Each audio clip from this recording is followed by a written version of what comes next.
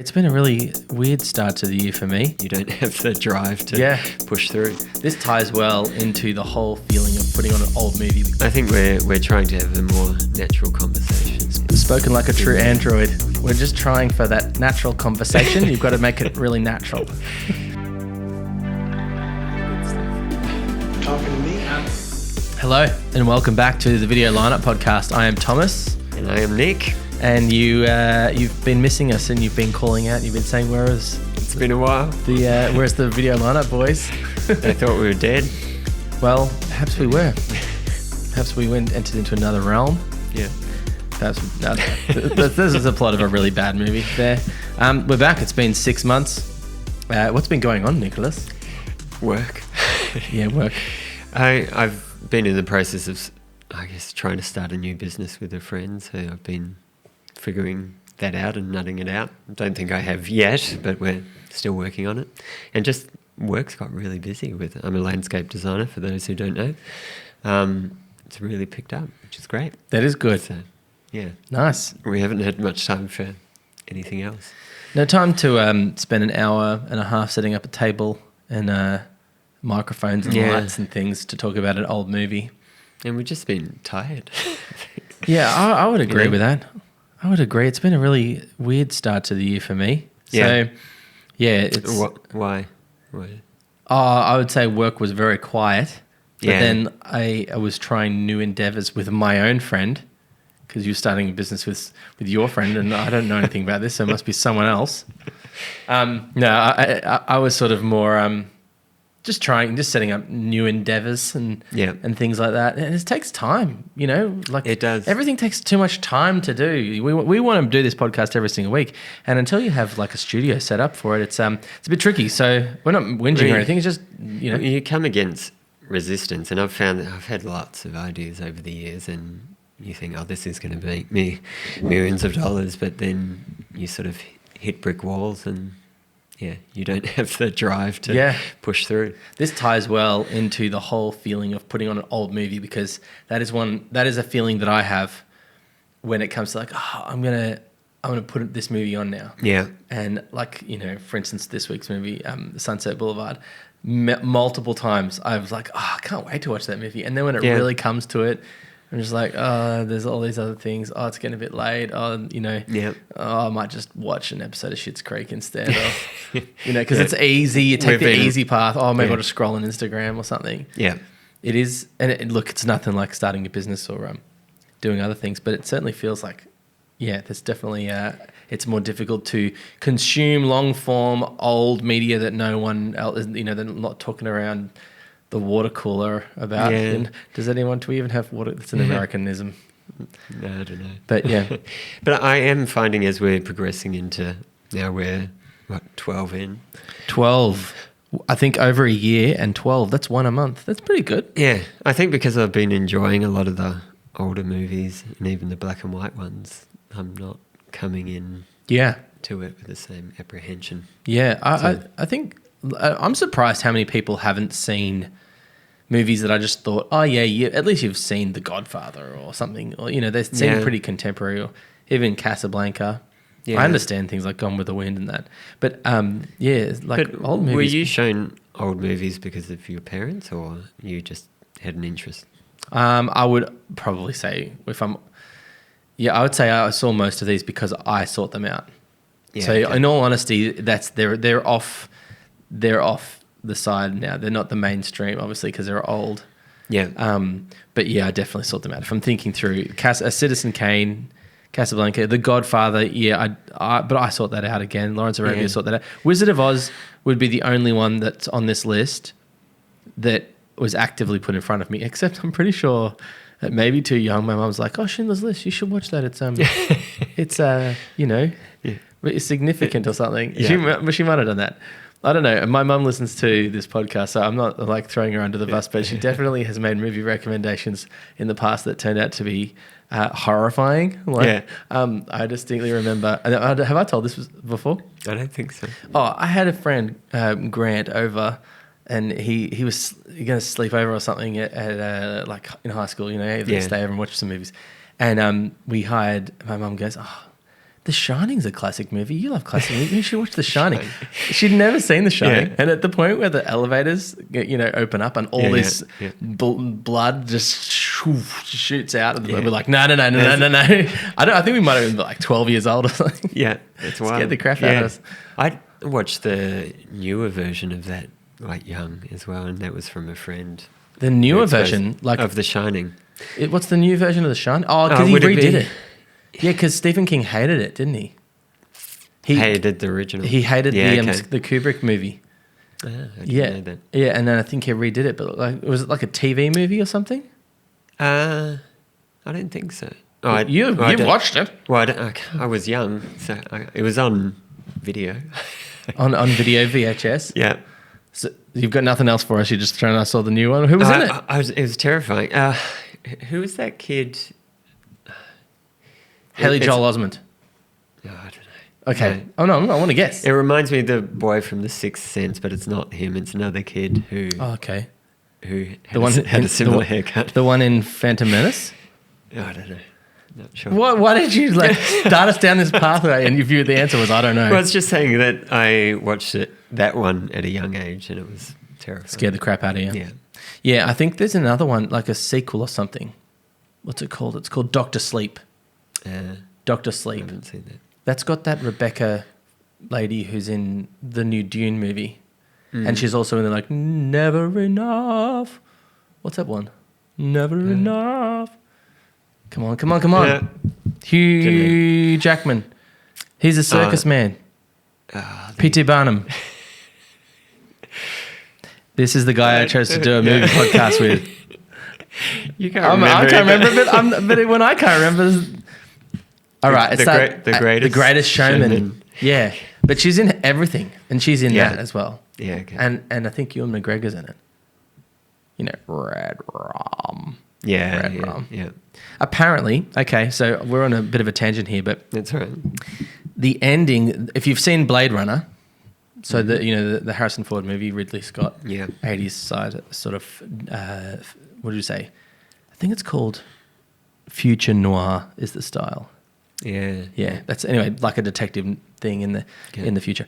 And the end, there's multiple endings of that movie, multiple edits, and one of the endings has him driving off, effectively into the sunset with the love interest, and they didn't have shots of them driving off, so that I think that Kubrick lent or gave some shots that weren't used in the opening of The Shining, where they were driving through the hills, for them to use at the end of that. Okay. Yeah. So is it that interesting? Oh. It would have been interesting if it was a 12-second story. I was going on a tangent. Yeah, it wasn't a Instagram reel worthy story, was it? Anyway. No. So anyways, that's all that's been happening. But, lots of other, things in life that just keeps you from pressing record. But we've loved doing this podcast, and I've met heaps of people that have said they enjoy listening to it. So to everyone who said that to me, to my face, thank you very much, because that feels good. Yeah, but we are planning on changing the format a little bit. I think we've just started changing the format right now. We're just doing it. It's been so long I don't remember what we used to do. Who knows? So what do you think we should do? The vibe here is just chit chat, isn't it? We're just deciding now. Do we bare our souls? Do we get really, really political? Well, I think, let's get political. That binds an audience together. I think we're trying to have a more natural conversation and just see where it leads, and the movie sits somewhere. Spoken like a true android. Really? We're just trying for that natural conversation. You've got to make it really natural. So how does natural conversation work? What do we do here? Pretending like there's no camera. Okay, cool.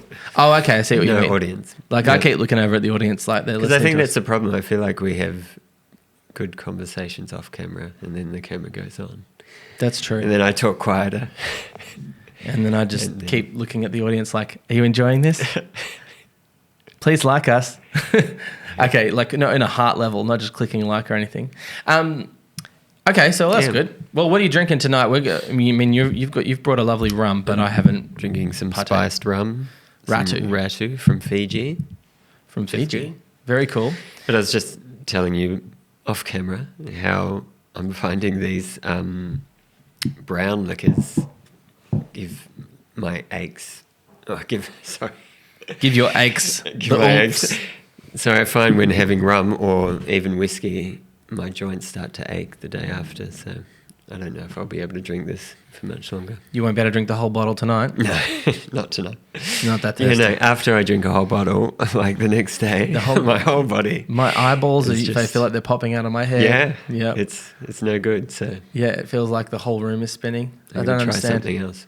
It's just getting old, maybe. I don't know. Well, I find with white liquor, it's okay. With white liquor. Yeah, my wife says it's a more pure form. Well, I guess it seems, just because this is getting vaguely racist here. The white is more pure, it doesn't cause any problems. Is that what you're saying? Also wasn't intending. I don't like this, the way this is headed. No, Sorry about that. Yeah, no, I don't drink tons of that stuff, but it looks cool and smells nice. I've got apple juice. Too much of that will give you the runs, but that's all I got for you. Good advice. Good advice, yeah. Anyway, well, what's been going on this week then? Work, really? You've been what's been happening in work? Work. I'm working on a couple of projects, design projects. I've got some planting jobs. So Cool. Sort of hitting that balance, which I want, of 50-50 indoor, outdoor work. So, Especially during this time of year in Melbourne, very cold and wet sometimes. I don't mind working outdoors, but some sites, if they're like on a hill or something and they're exposed, it can get pretty freezing. But Yeah, okay. Do you ever see those Instagram videos where it's like, you know, somewhere in rural India or whatever, and like the whole side of the mountain just goes and just, you know, that's it's unlike the dude hit us the fall. Have you seen it? They look terrifying. Yeah, what's coming? Oh, the whole side of the mountain, like this. Oh, it's falling down. It's falling down, okay. like, and they've got these buses that are trying to get in these. Oh, Yeah, and the people are just like, yeah, the no work big deal. conditions are a bit different. Bit rough. Yeah, I guess because they get such torrential rain, right? That it just I like, suppose, yeah. and it's all this earth just gets. You don't seem as enthused as the. We live. This is amazing. This whole mountain. You're like, yeah. You'd probably thrive over there. Like all the other dudes who like see this all the time. Well, I do. I think the main videos I've seen are like Indian quarries where there's just guys walking around in flip flops. Oh yeah, quarrying stone. Yeah. That stuff's full on. Or the one I hated was on Instagram when you would get the you'd get them lifting and take all this ages and they'd lift this massive boulder and they'd hold it over the side of the quarry that was full of water and they'd drop it, and then just as it was about to hit the water, someone would cut and they're like, hey, now that I've got your attention, let me tell you that. And you're like, I hate this dude. I hate this person. This is awful. Yeah. Maybe we should do a reel like that, getting people into our podcast. Sounds good. Yeah. It's a bit crazy. I definitely need to, I feel like I am referencing Instagram stories. Look, that's my age. That's all you've been doing, haven't you? It's all I do is reference things I've seen on Instagram. Yeah. And it's because you like scroll and you end up seeing like 100 things in the space of not even 5 minutes. And your brain, I'm sure it's freaking your brain out. Well, I think the issue now is a lot of this content you're seeing isn't pages you're following. It's just stuff Instagram thinks you'll want to see. Yeah. And often it is. And the funny thing is I made a Instagram reel for my business. I make videos and take photos for a living. And I'll be honest, it's not, it's just like a little ad, me running around taking photos with some funny text that I used in ChatGPT to like put together some. It wasn't really anything to make anyone's life better. But if they watched the whole thing, it would have eaten up 30 seconds of their day. Yeah. I guarantee you it wasn't worth 30 seconds of their day. But I mean, the idea is to remind people what I do, so so that you run a business. Yeah. But it's just so much empty stuff, you know. Yeah. I like seeing stuff where people have, like renovated a cool house or that. But even that stuff seems to have disappeared, and it's all just nonsense. I've been trying to follow a lot of musicians at the moment, so now Instagram's feeding me a lot of artists which just record themselves. Yeah, doing cool things. The people making music on Instagram, look, we're saying Instagram, but I'm pretty sure these people will start this stuff, post on TikTok, and then repost on Instagram for all the people. They're really good. The musicians are really good, especially the people who write songs about like nonsense. Have you seen it like keep a little dirt under the pillow for the dirt man? And then, No. in case he comes to town. Have you not heard that one? No. And then it goes again, I keep a little dirt under the pillow for the dirt man. And there's another version where he goes, what? You know, it's just silly. But it went completely viral. And the dude is like selling T-shirts with like the dirt man and stuff on it. Yeah. Well, obviously it didn't go completely viral. No. Viral doesn't mean the same thing anymore, does it? Because it used to mean like Charlie Bit My Finger. Everyone had seen Charlie Bit My Finger. Yeah. Or the people who went to the dentist and you know, all the viral things. I like what was the Harlem Shake? I legitimately thought that was a beverage. When my wife told me about what the Harlem Shake, I'm like, is this a type of recipe? Yeah.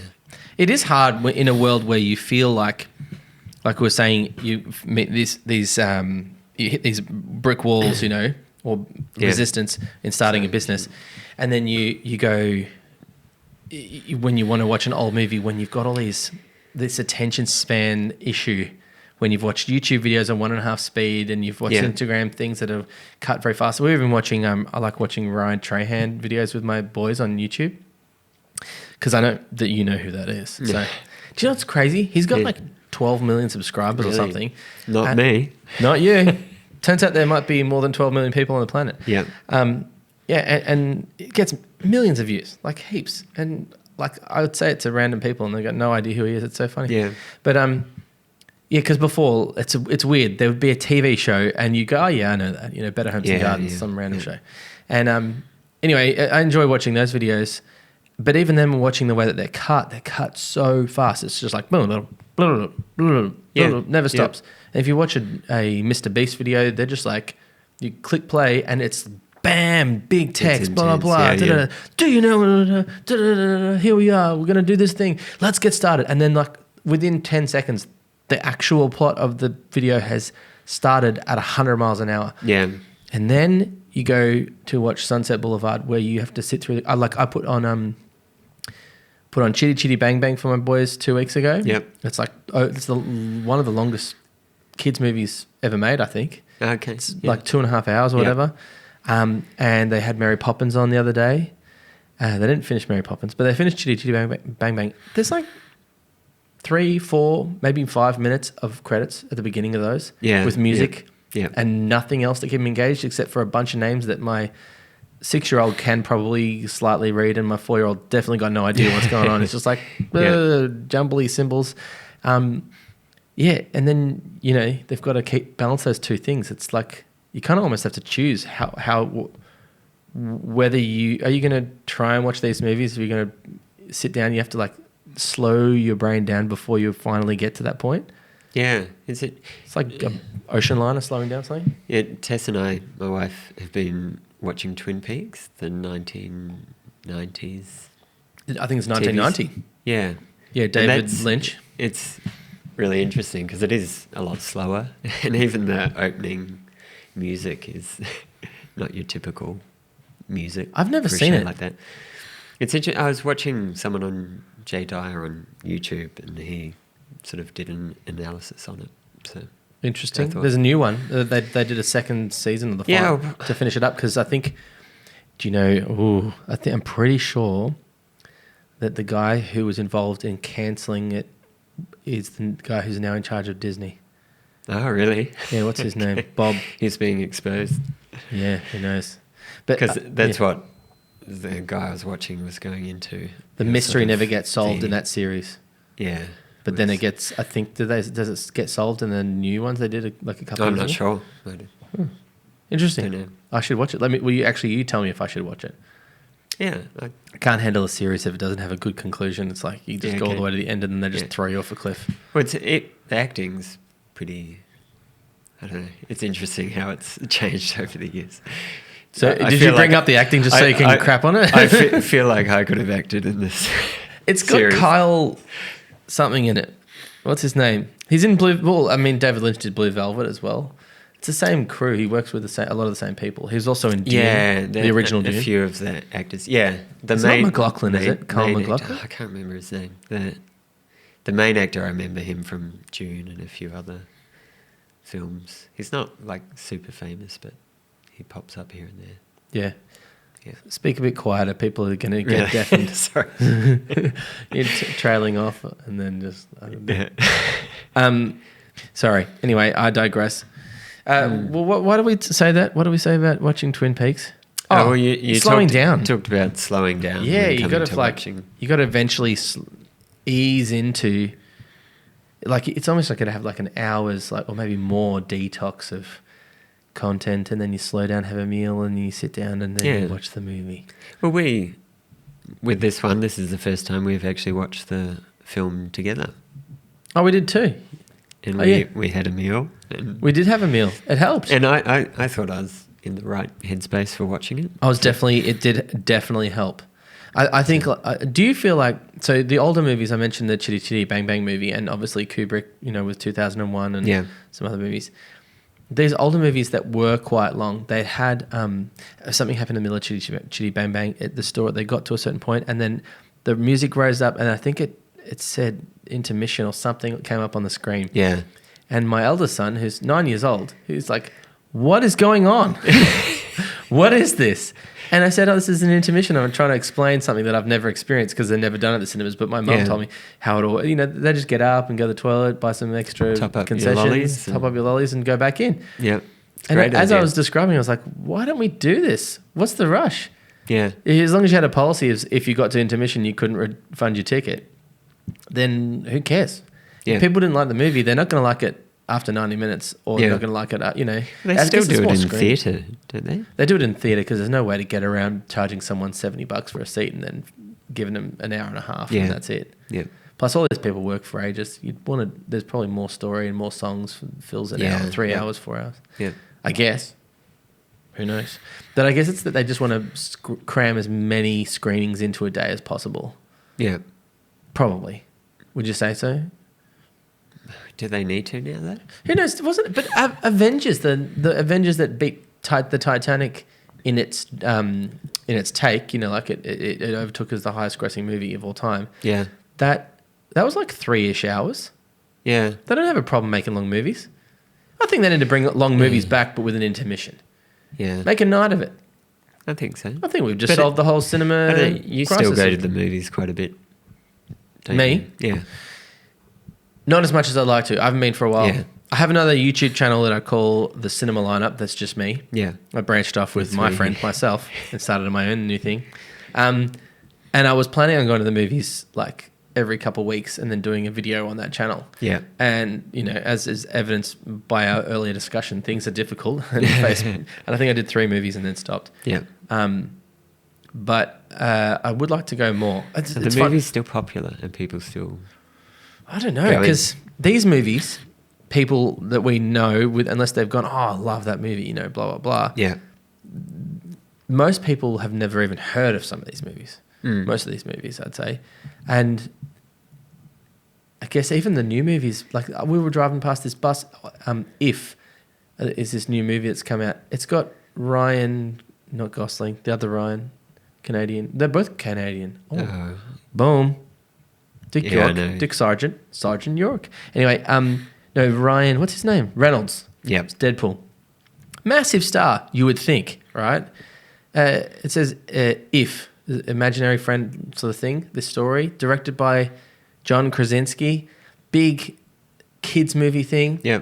Came out in May. I was like, well, that's been out for like 2-3 weeks. Yeah. I never heard boo about it. Speaking of Instagram and stuff that gets pushed to us, you don't often see movies that are out. Yeah, I wonder why that is. Why do you think they don't advertise on YouTube, sponsor YouTubers or on Instagram? We can afford to do that. We could advertise our podcast with a small budget on a handful of platforms and pump it out to people locally if we wanted to. I mean, you're telling me... Like they just keep relying on old media, and no one goes to a movie because they saw it on the side of a bus. Yeah, that's true. I mean, I saw it on the side of the bus, and it was too late. Yep. They probably haven't got any more sessions left, or they might have some sessions, but they're probably about to make way for Inside Out 2 and all these other things. Yeah. It's weird because I reckon people want to go to the movies, but they're doing a really bad job of meeting the audience where they're at. I feel like they have to work a lot harder when they're competing with all these streaming platforms, which are releasing content all the time. Yeah. And the more, not only streaming platforms, but I reckon the streaming platforms have got the audiences quite jaded. Yeah. So I did hear something the other day that they think the streaming platforms are on their way, not out, but down a lot. So. Because you're noticing they're starting to charge a bit more, and if you're at the base level, you get ads now. So they're obviously not making as much money as what they hoped. Yeah, well, I think Disney lost money. The Disney streaming platform lost money. Yeah, and well deserved. Well deserved. Yeah. How can they lose money? I know. Think about it. Look at all of the things that they've got in their catalog. Yeah. When we were kids, they had the Vault, the Disney Vault, and if you wanted to see Snow White and the Seven Dwarfs, right? Yeah. You either knew someone who had it on VHS or got it from the local video store if they had it, or you had to wait till it was released from the vault. That means that, like, Disney released the movie for like a year and a half. It would be in shops, and then once they were all sold out, it went back in the vault. You couldn't see Snow White and Seven Dwarfs, and they would lock it away for, I don't know, 5 or 10 years. And so I have like a handful of Blu-rays that are like, I think I got Snow White and the Seven Dwarfs and Beauty and the Beast and a handful of others because they'd come out of the vault, and I haven't got rid of them because they were even doing that into the age of Blu-ray. Yep. And then all of a sudden they come along and they're just like, we'll just throw literally everything up onto streaming, except the stuff that would possibly be of some interest to people. You know, like none of the none of the short films, or handfuls, very small amount of short films are up there. They would have massive catalogs of these Donald Duck short films that you could just stream. Like, do they not know Bluey is like a massive $1 billion? Like, they're 7 minutes long. You're sitting on heaps of they could repackage all that stuff, make it so that as soon as the kids are addicted to it, then the parents can't get rid of the streaming service very easily. Yeah. Anyway, we're solving all the world's problems here with these. I hope they go out, the streaming services. Yeah. Because you can't see movies. You want One Flew Over the Cuckoo's Nest. Cool. Where can you see it? There might be one streaming service. So I've got to buy that whole streaming service for a month just for one movie? Yeah. That's stupid. Yeah. I've found since we've been going through this list, most of the time I'm just buying the film. Yeah, it's easier. Are you buying digital copies or physical copies? Digital. Digital. Disappointing, he trusts the system more than he lets on. I thought you were a conspiracy theorist, Nick. I thought I could trust you. They're going to change those and use the license agreements and rip those from your hands. Yeah. They actually have. Do you know that? There's some lady in Australia. I say in Australia because it was an American I saw talking about it, that had a Telstra T-Box or something, and she'd spent like thousands of dollars buying digital copies of movies. Yeah. And I don't know exactly how it worked, but she lost them all because Telstra changed the system. And she didn't lose them all, but they made it so that she would have to pay another $400 if she wanted to keep her movies because of the way that they changed it into a new piece of software or piece of hardware. Okay. Yeah. And she took him to court and won. Okay. There you go. Yeah, but that means you got to take evidence. You're like, I lost my movie, so I got to go to court. I'm more like, I don't have many movies on the digital platform, but I'm more worried about audiobooks, I think. So I've bought quite a few of those. Yeah. But that's a whole other rabbit hole we could go down. I do try and get the audiobook as well as the physical. Maybe I should do both. Maybe you should do both. Maybe you should record your own reading of the book on vinyl and store it in a humid controlled vault somewhere. Now you're talking my language. Well, eventually we'll get onto this movie. Yeah. I think at the crux of it, we're wanting who was it? Was it Becky said to who's the main guy actor? Becky. Yeah, she was the assistant. Becky Schaefer or Nancy Olsen? I don't know. We did watch this movie, we promised. Betty. I was like, did you watch Full House? No. You remember Betty? Oh, yeah, Betty. Yeah, she talks about, because they were rewriting. She's the one that's writing it with Joe's script. Okay, we should probably give the people what they want. give a synopsis. Then it is synopsis. What the heck is Sunset Boulevard? I'm going to go with, I reckon, that people know more about this movie than maybe other random movies on this list. I knew nothing about it. You knew nothing about it? Well, isn't it a play or something? Didn't they turn it into a play? I don't know. Okay, so I've done officially no reading of anything about this movie. That's worthwhile. It's worthwhile. I think. Well, the movie it's black and white. It's 1950. Billy Wilder. So, he was known for making, I think, Ace in the Hole, and I want to say Some Like It Hot was also Billy Wilder. Okay. It's a similar style to Citizen Kane, I felt, like the way. Yeah, actually, it is kind of. Yeah, that's true. Yeah. Is it film noir? Yeah, this would be film noir. Yeah. Film noir. Noir. Yeah, it's film. It's hard to do it with the Aussie accent. What was that other thing that they would do? The Australians did. No. That's right. No. Yeah. Now everything I hear is all nasal and ochre. So yeah, it'd be film noir. I would say so. It's black and white. It's Sunset Boulevard, so it's set in California.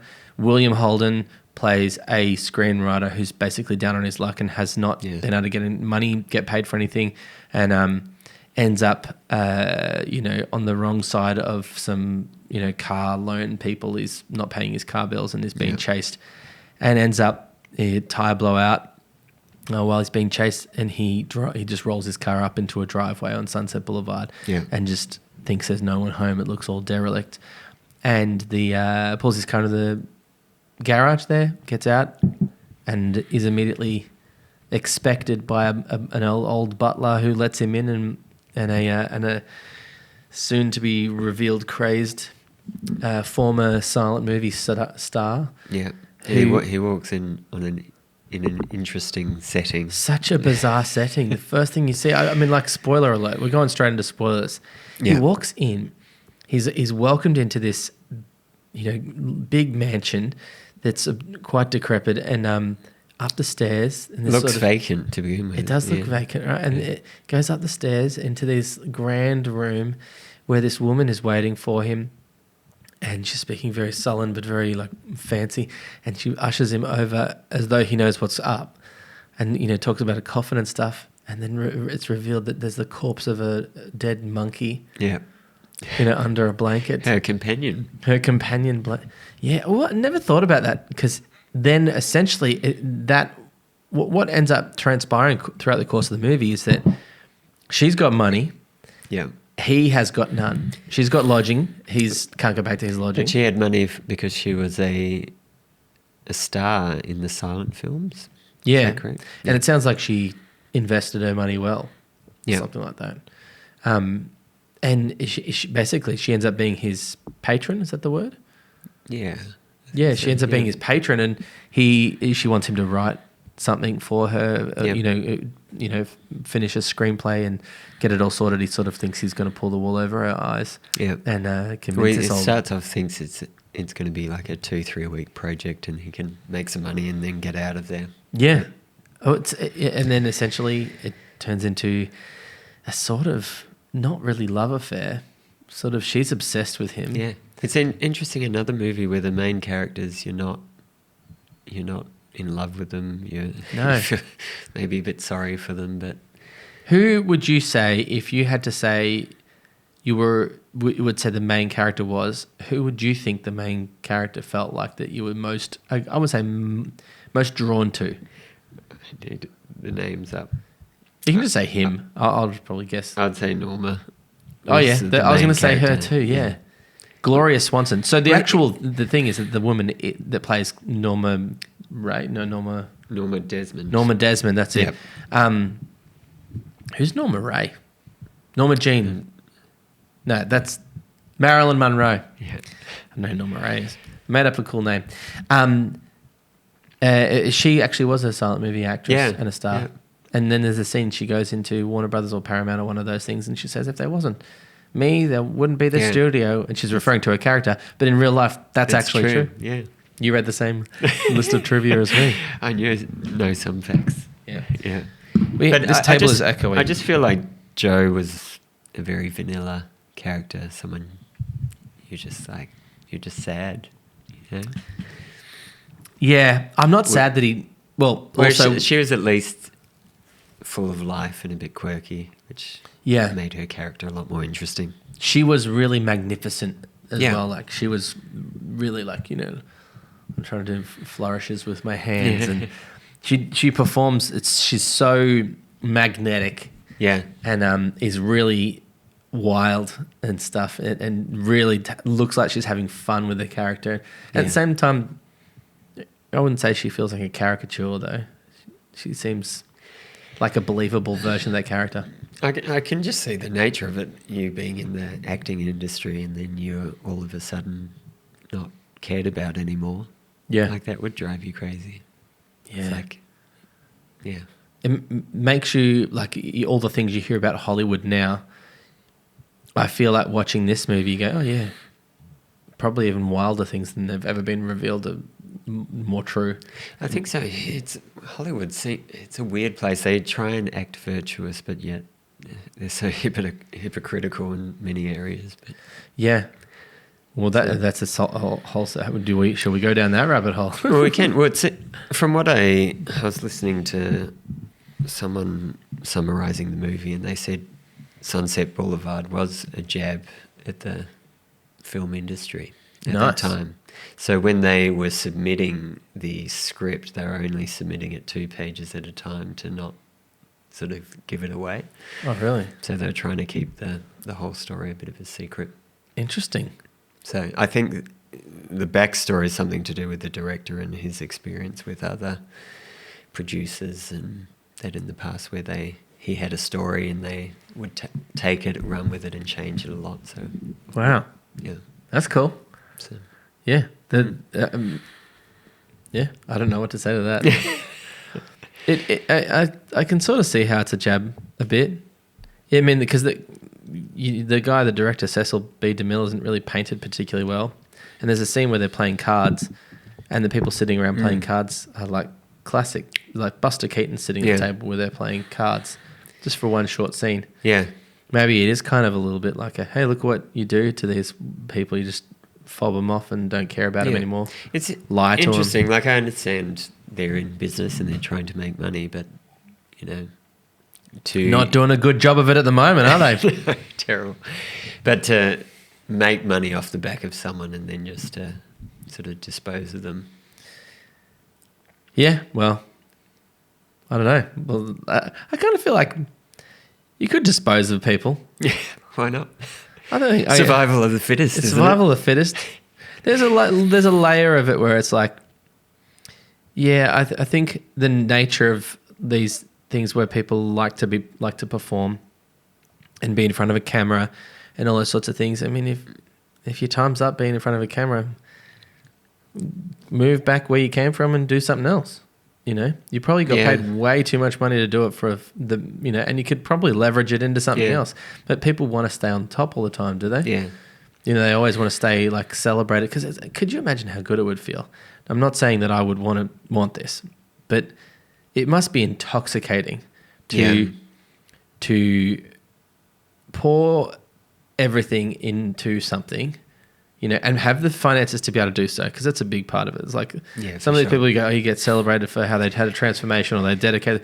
Yeah, they get paid tons of money. They literally can every single day wake up for a year if they want and just focus entirely on one role. I mean, if they don't want to do that, they can work heaps, like The Rock or someone like that. They seem to just be bouncing from new thing to new thing all the time. Yeah.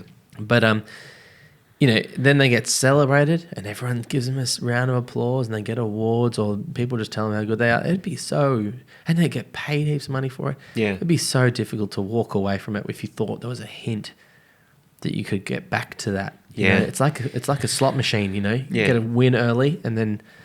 Do you know if the silent actors were given much of a chance? I don't think so. I don't think many transferred over.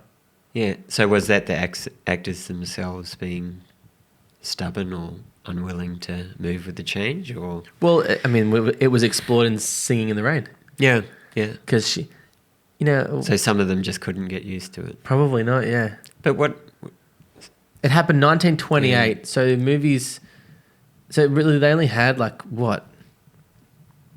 10 years? I don't know. When did movies, like silent movies, start? I think the sure. Lumiere brothers, 19... Oh, gosh, I should know this. Fill the dead air, Nicholas, while I Google. The apple juice is going to your head. When did the Lumiere... We need like a ChatGPT robot here that we can just ask questions. When did the Lumiere brothers... Because you think if they were given a genuine chance to perform and they just weren't good enough, that's fair enough, isn't it? You know, if film's moving in a different direction and they're wanting... No one owes anyone anything, though. You know? Yeah. I mean, I guess if you'd laboured and you'd built something, you know, like you're a scientist or whatever, and you've worked in the lab and you've created a product, and then they go, all right, you're done. Bob, get out of here. I guess it's just the mentality if you create that idea that you can use someone and once they're no longer useful, just move on. Yeah, probably. I don't know. I think there probably would be people who did transfer over. Yeah. From silent movies. I'm sure they would have. Well, but it would be a very, very different style of acting, right? Well, none of these people talked much. But Nancy was in silent film. Not Nancy. You and your names, goodness me. I'm just going to say random names and you'll know what I'm talking about. Mid-1890s. So it was longer, yeah, mid-1890s. Okay. So they had a good run. They had like 30 years. Yeah, okay. They had about 30 years where they made silent movies. Yeah. Yeah, but Charlie Chaplin, there you go. He transferred over. He made silent movies and he made talkies. Great Dictator was a talkie. Yeah, was that the one, him being Hitler? He satirised Hitler before. I think actually, is it on here? He satirised Hitler when the world hadn't yet accepted that Hitler might have been worth satirising. I recommend people watch that. It was fascinating. Yeah. And he was Jewish too, wasn't he? So he was having a good time picking on Hitler. Let me see. I mean, lots of Jewish people were in Hollywood at that time.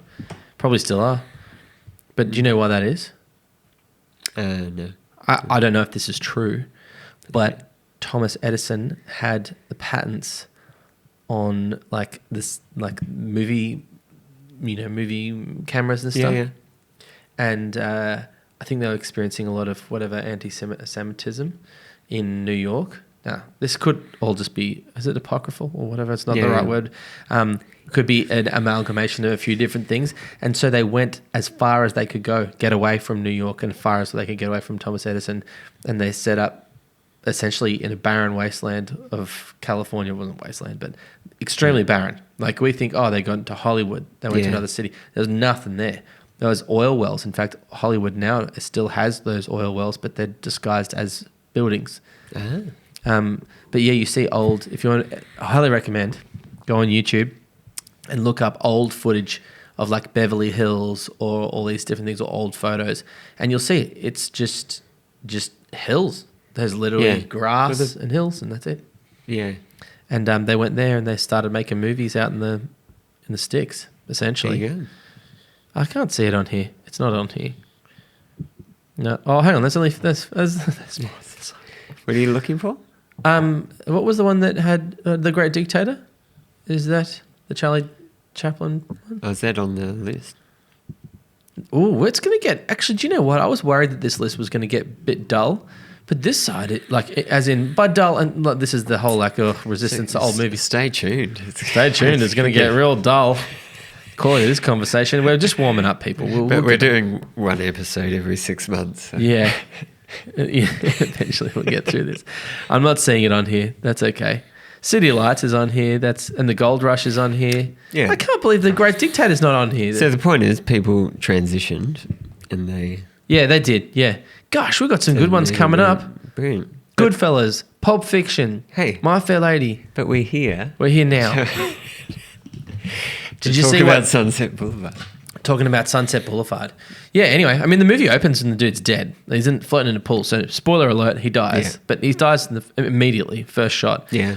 So, he's narrating. He's narrating. So, let's talk about narration, because when I went to film school, they said, or at least one of the people that I saw, it just stuck in my head, that narration is an extremely lazy form of storytelling. And I think that might be pulled from Robert McKee. I'm pointing back there because I've got his book. And And I think they might have pulled it from that, or it could be also set in Adaptation. I think he actually says it in the movie Adaptation, where Robert McKee is a character and Nicolas Cage is a screenwriter. Interesting, because this guy's a screenwriter as well. Yeah. There's so much narration in this movie.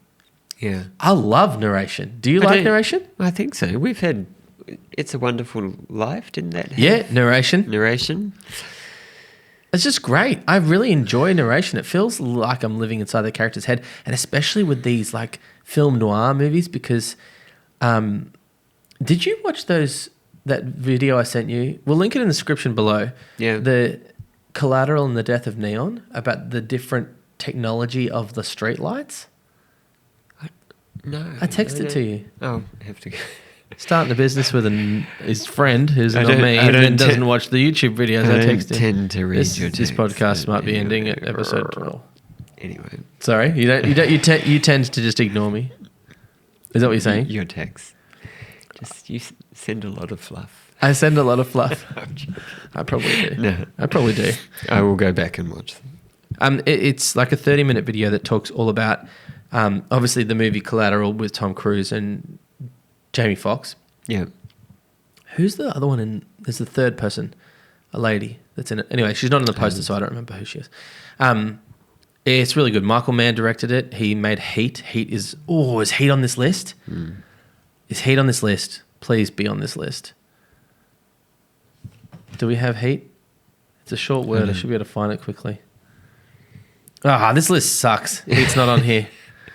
All right, we'll have to add. We're going to be augmenting this thing. Look at us. We're not even sticking to a format. Anyway, point is that he made Heat, and Collateral is shot on early 2000. I think 2004. Yeah, it's made, maybe 2003, and it's early digital cinema can shoot in low light, and it has this quality about it because of the technology of the street lights that have since been replaced in LA.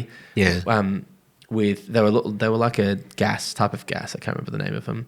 And they've been changed to LED, so the movie would look completely different now, because so much of the personality of the movie is these street lights. Yep. And then this video is talking about how the technology of the street lamps, because they used to have in LA, and I don't know if it's the case other places, they used to have these, they would call them moonlights or something like that, where you'd have these massive towers, not just your street lamps. Yeah. You would have a tower that might be in between a bunch of houses back there, right?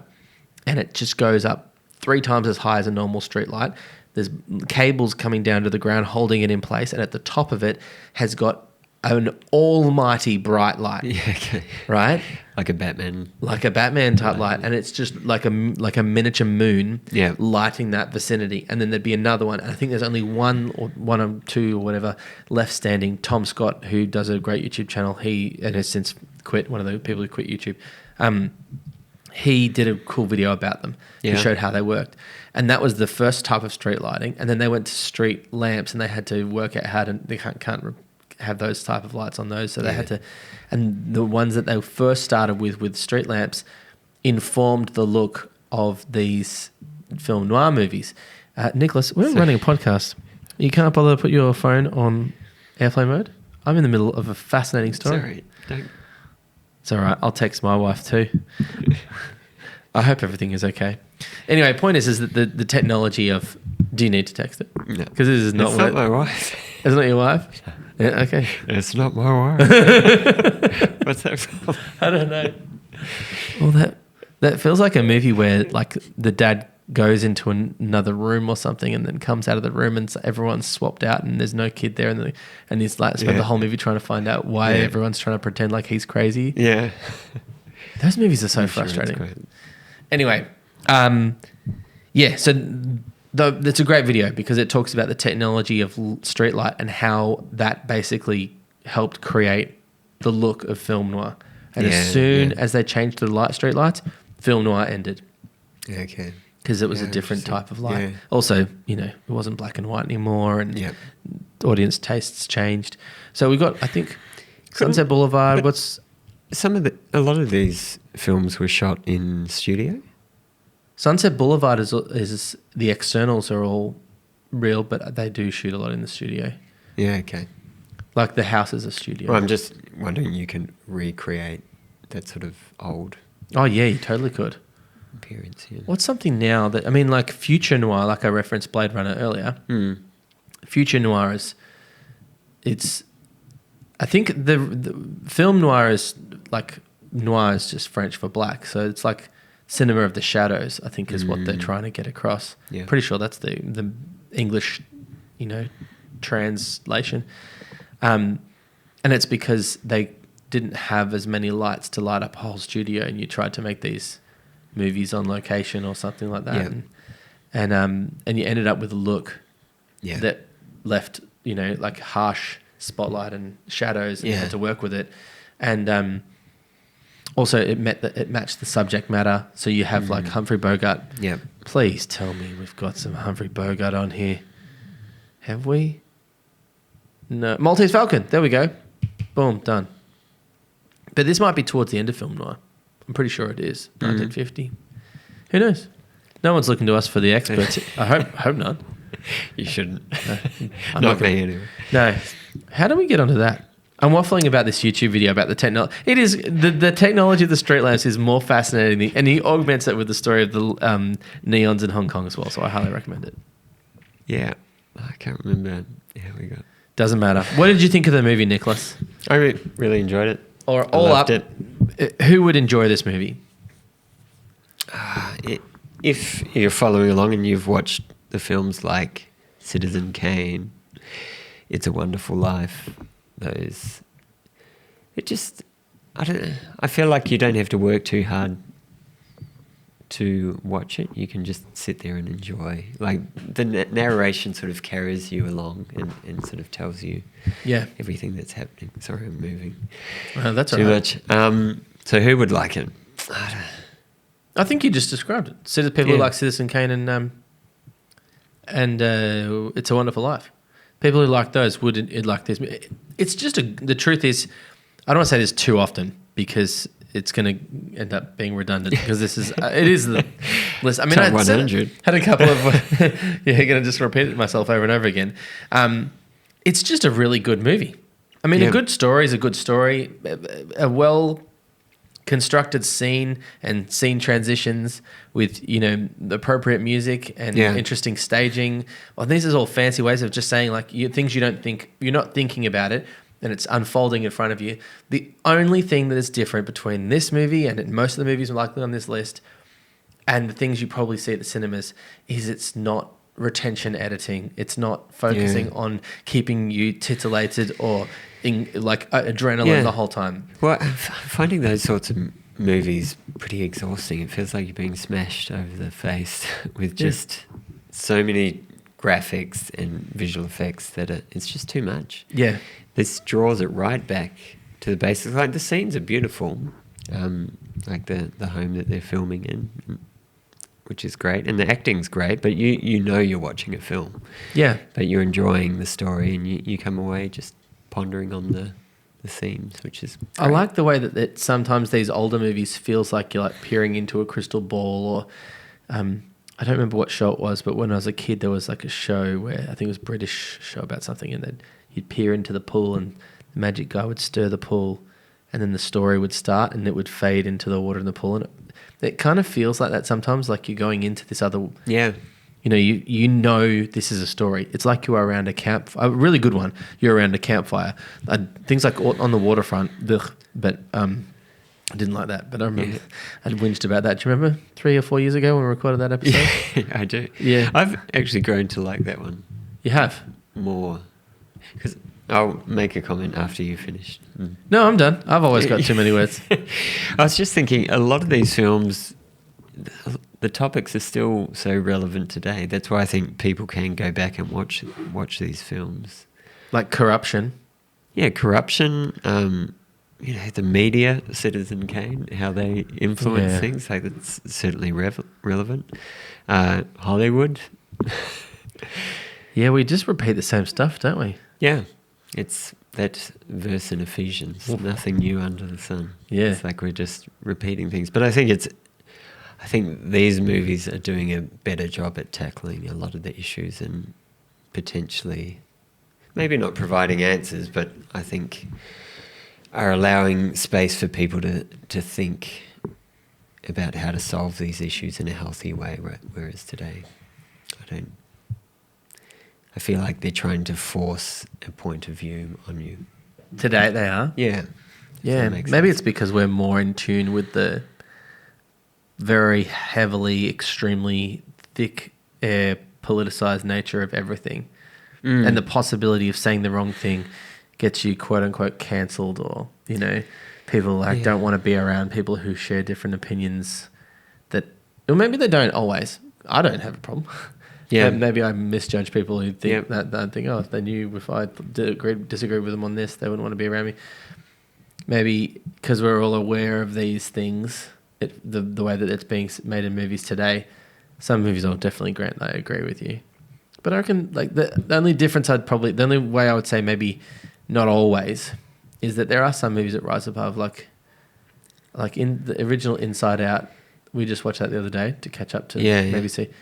I thought that was kind of really beautiful and told a story in a way that you think kids would probably be able to connect with. And I was watching it thinking about this retention editing idea, like cut to cut to cut to cut. I think that they are just more, some of these movies, not disagreeing with you, I totally agree with you. But I think the ones where I'm happy with how it's made, it's just that they've taken all the lessons of all these movies and they've gone, do you know what works really well to tell this part of the story? We'll use montage. And if you don't know what montage is, you do, because it's the opening of Up, you know, where you essentially get this guy's entire life story, the credits of the movie, and you're emotionally engaged in a minute and a half or something. It's a great movie. It's a great movie. And that's montage. And they use montage tons in Pixar movies to get large amounts of story across really quickly. Yeah. Where this movie doesn't feel like it's bloated is because there's hardly any, there's story, but it's a relatively small story that can move pretty fast. Yeah. You know, I think I agree with you, because I think sometimes they're just heavy-handed with their messaging. Yeah. Do you feel Sunset Boulevard deserves to be so high? Yes. Yep. I think so. Yeah, I think so. It's going to be really hard, though, because 2001 is on here. E.T. is at 25. I only watched that not that long ago. Some Apocalypse Now, Mr. Smith Goes to Washington. Like, how do you rate a movie? I think at a certain point, it's like, who got there first? Citizen Kane got there first with some things. The Godfather basically invented the modern gangster genre. Yeah.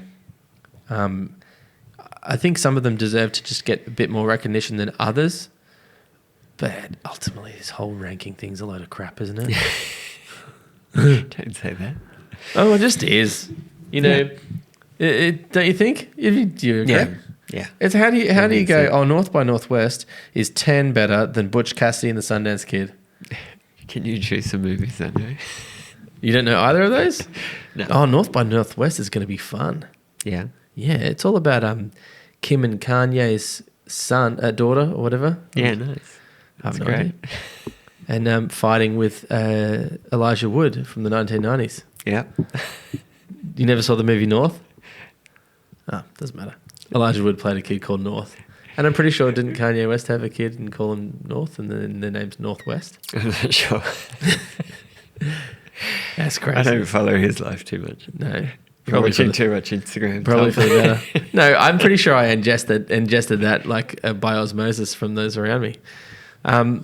Okay, Fair enough. I think we've waffled a bit. Oh, we're getting a notification from the podcasting. The micro SD card has limited space remaining. I think even the machine is like, okay, that's enough waffling, you two. I think we should probably wrap it up for this week. What do you think? Yeah, I think it's good. I've had fun. We covered it a little bit. Yeah. I've spent a lot of time looking over here because you said that we should just be talking to each other, and I feel like I've been ignoring my friend in the room. I feel like I want to keep looking over at the people. Well, we can spend a couple of minutes. Well, I don't know how many minutes we've got left on this card. Chatting with them. We might only have 9 minutes left on this card. So, well, we don't want to fill people's ears with nonsense for no particular reason. I think you wouldn't mind. I wouldn't mind. I'll chew your ears off about anything, but it's got to be worthy. I think next week, what do you think we should do what can we bring to the party? What can we morph into? If we are watching Bridge on the... Oh, no, hang on. Let's not add anything. I think that's a 3-hour movie. How's it? Yeah. Great. Bridge on the River Kwai. David Lean. He did Lawrence of Arabia. Dude's gone. Yeah. He managed to get on here twice. I think it's a war movie. So that's another long one for him. All he did was make long-ass movies, that dude. Kwai. William Holden again. God, Billy Holden. He and I go way back. Yeah. Jack Hawkins. Why do I know Jack Hawkins? I've seen him before too. Is that Stranger Things? No, because he's in nothing in particular. No idea. I've definitely seen his face though. You know, some of these people, you look up the story of what happened to them or whatever. Yeah. And it's so tragic. Yeah. You know, some of the stories, like I was watching Chitty Chitty Bang Bang, and I looked up, trivia and stuff, and the guy who plays Scrumptious, whatever, Mr. Scrumptious, Truly's extremely wealthy, dad, he suffered a heart attack or something during that film or after that film, and then couldn't work, and then died penniless. Yeah. That sucks. And then the little boy... Oh, don't look up what happened to the little boy from Mary Poppins. Everyone's going to look it up now. Oh, dude got sick he went through Africa or something and got hepatitis and then died at 17 years old or 19 years old or something. It wasn't even that long. Old. Mm-hmm. Yeah, anyway, sorry. Leaving you on a high note with this podcast. Yeah, no, I can't see where it is. The Lawrence of Arabia. Yeah, I knew it. Why wouldn't that be in the top thing? Yeah, General Alan Allenby. So General who? Someone Allenby. So you got Alec Guinness, Jack Hawkins, all from that. Anyone else that we know from this movie? No. That I know. Oh, well, you watched Lawrence of Arabia too. Yeah. Didn't you? Let's see. So... British prisoners of war are forced to build a railway bridge across the River Kwai for their Japanese captors occupied in Burma, not knowing that the Allied forces are planning a daring commando raid through the jungle to destroy it. Interesting. What year? 1957. 57. Colour movie. Oh, I didn't even check how long. Nice. How long are we in for? How long is this movie? Got to prepare these things. People have given their... hard-earned time, is that the right word? No. They've given their time to listen to our crapping on. It's rated G. I can watch this one with the kids. They'll love it. 2 hours and 41 minutes. So there you go. 41. That's all right. There you go. Maybe so it's going to be a good one. We set up a cinema. Watch it all. Could all watch it. I actually don't know if there's anything in it that's... G seems to be the nicest one, isn't it? Yeah. I think so. Can't get better than that. Yeah, so... next one is Bridge on the River Kwai, but, let us know. Send us a text message, because most of you who watch this probably have my mobile number. Or give us a comment or anything in the YouTube thing. You can tell that we've forgotten how to podcast for a little bit and how to talk to each other. Nick started a business with his other mate, and there's been this divide between us. It's hard to bond back together. I've said that a few times. I need to make it clear that is a joke. Is it? Yeah, well, I wanted to get into robo-mowing. Is that the one? No, I'm just kidding. Yeah. I feel like we're getting into it, but are you tired? I feel tired. Yeah, I think so. I feel tired. I think so. That's how tired. There is a point at which your brain's just not working, and you're like, I watched this movie. I read all these things about it. I didn't prepare to bring any of them, but I hope that it was interesting. I like just chatting, to be honest. Yeah. Often I just like... things make me think of things, but what we will do is we'll bring some stuff and some stories to tell each other, and I'm going to shut the heck up and let you tell a story. About the movie? Yeah. What do you reckon? Let's entertain the people. But I think things like Sunset Boulevard, there's not, as you said, there's not a lot to the story. It's like...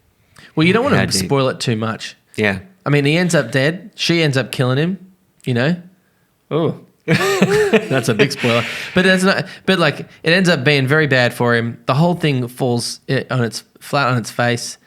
But it's just a short love affair, really. She becomes obsessed with him. She relies on him. I mean, you wonder what she did. Maybe she killed the monkey, He shot it in the back and threw it in the pool. Oh, the pool was empty when he got there, though, so it couldn't have been another method by which she murdered the monkey. Yeah.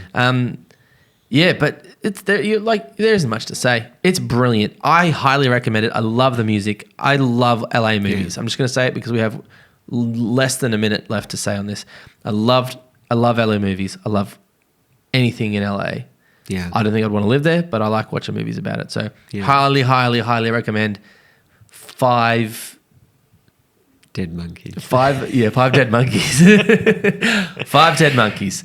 Okay. Well, this has been the Video Lineup Podcast. Should we sign off now? We've enjoyed having you.